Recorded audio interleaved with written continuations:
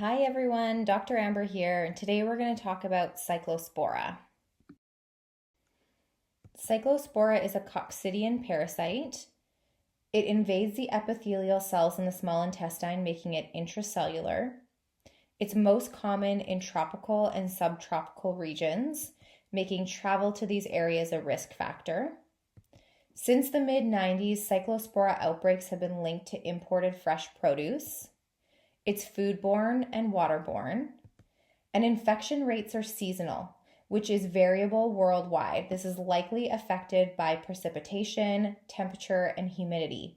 This is usually spring, summer in North America. Humans appear to be the only hosts, and Cyclospora poses a few challenges, which are underdetection of cases, lack of subtyping methods to link cases to each other or to specific food items, and the absence of practical tools to detect Cyclospora in food and potential sources of contamination in the environment. Exposure to Cyclospora occurs worldwide, with hotspots in the tropical and subtropical regions of Latin America, the Caribbean, Central and Southeast Asia, the Middle East, and North Africa. Let's talk about the risk factors for getting Cyclospora. As I mentioned previously, travel to endemic regions, consumption of contaminated food or water, and this is mainly fresh produce imported from those endemic regions, and this is the primary association for Cyclospora in developed countries. Poverty and low socioeconomic status, this is water and food sanitation being poor or non-existent. And this is an important consideration in those with HIV experiencing diarrhea. Fecally contaminated food and water are the main routes of transmission of Cyclospora in North America. Historically, raspberries and cilantro have been two of the main foods linked to outbreaks.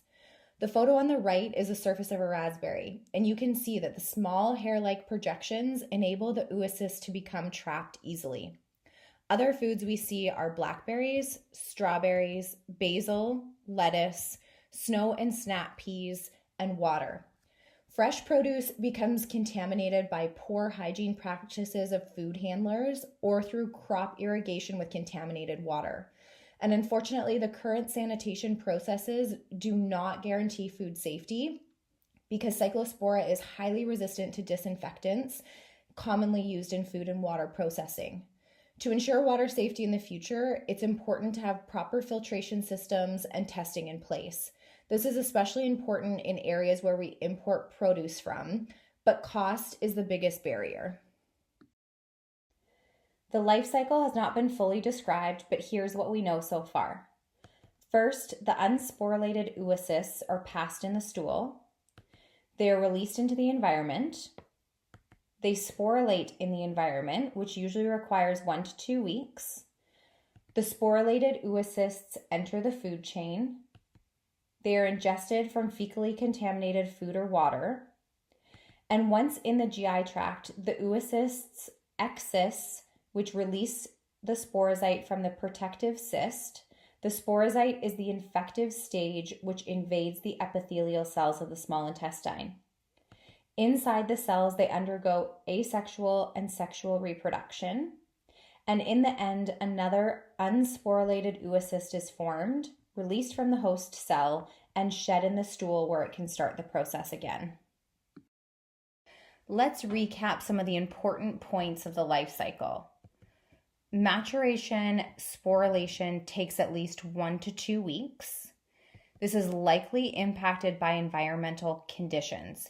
Humidity, soil, light exposure, temperature, and this varies around the world. In the US, most cases occur from May to August and peak in June and July.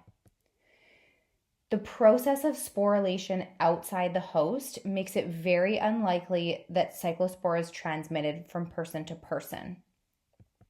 And it invades the epithelial cells of the small intestine, specifically the duodenum and jejunum. The full mechanism of the pathogenesis of Cyclospora has not been fully defined. Jejunal biopsies have shown diffuse edema and infiltration of inflammatory cells.